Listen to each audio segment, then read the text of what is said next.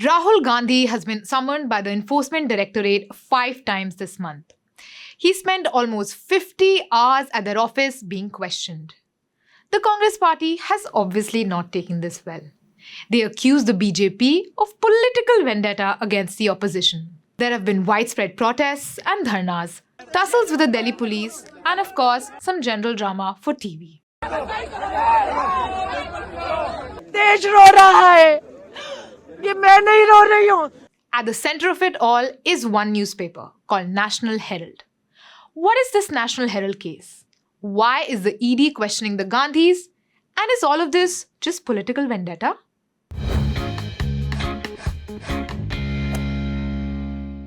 First, some history. National Herald is an English newspaper started by Jawaharlal Nehru in 1938. Nehru served on the board of the paper before becoming the Prime Minister. It played quite an interesting role in the 1942 Quit India movement and survived the British press clampdown. The paper served a long life in independent India with a respectable editorial reputation. But over time, it became outdated and couldn't keep up with technology, and financially, it was down in the dumps. In 2008, the paper got shut down. The paper attempted a comeback in 2016 in digital form, and it still exists.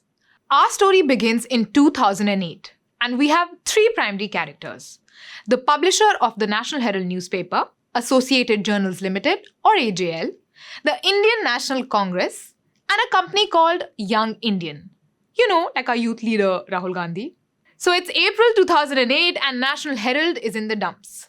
Its publisher, AJL, has had to shut down the newspaper. Here is where the All India Congress Committee steps in.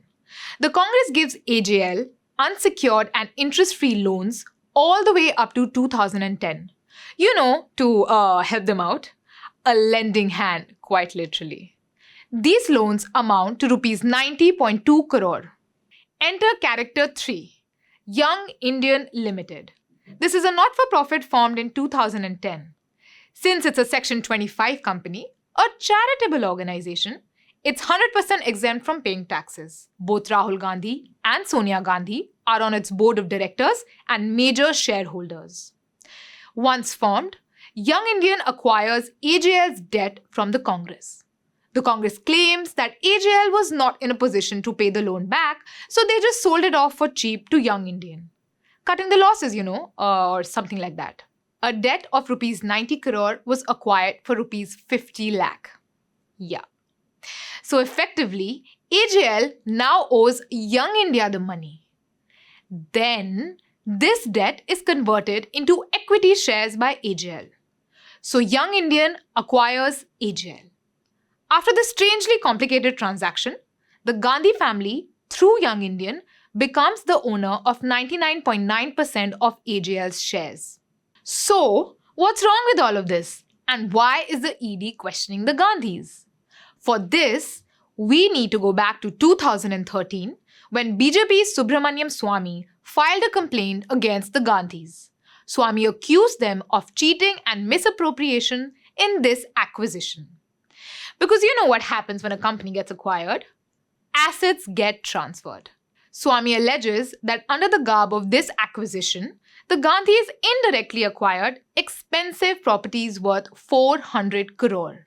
Apart from Rahul and Sonia Gandhi, Congress leaders Oscar Fernandez and late Motilal Vora, journalist Suman Dubey, and Sam Pitroda are also named in this case. So the income tax is asking some questions about it. First, why did AJL not repay its loan to the Congress? If they had property worth 400 crore, why didn't they pay back a loan of 90 crore to the Congress? Question number 2. Young Indian has been under financial scrutiny in another matter. Because you see, when Young Indian gave 50 lakh rupees to Congress to acquire the debt, they had taken a loan of rupees 1 crore from a company called Dotex. Random fourth player has entered our story. Just like that. The Financial Intelligence Unit has flagged this transaction as suspicious. And also, one more detail. The Congress had actually transferred the 90 crore debt to Young Indian 2 months before they got the 50 lakh rupees. मतलब पैसा मिलने से पहले ही माल बेच दिया. Here, mal is equal to debt. Third question. The Young Indian Limited Company's Section 25 tax exemption was actually revoked in 2017. Why? Because the Income Tax Department says, this charitable organization didn't do any charity. Question number 4. There is actually a conflict of interest.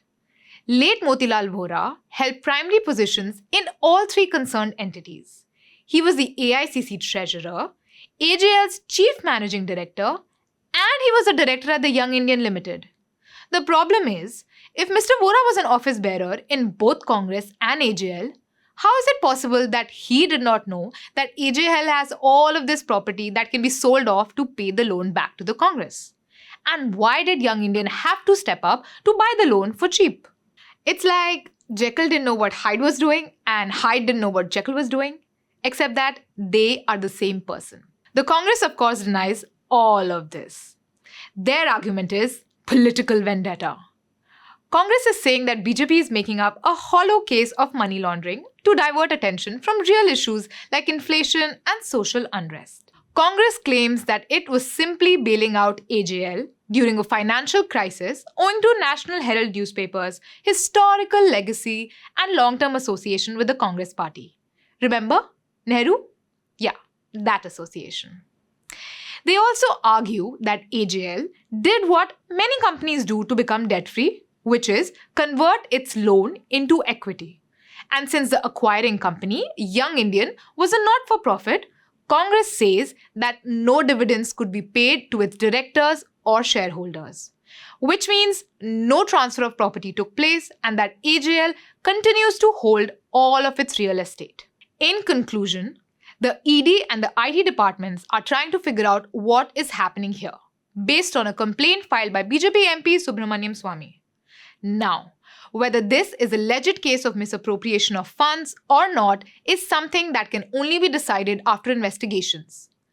And who do you need to question for this investigation? The Gandhis. And that's what's happening here. The subscription model is something that keeps News Laundry afloat, but we need hundreds and thousands of people to completely transform the news ecosystem. So you pay for news, so it serves you. So click on the link with this video, subscribe to News Laundry and pay to keep news free और गर्व से कहो मेरे खर्च पर आज़ाद है खबरें.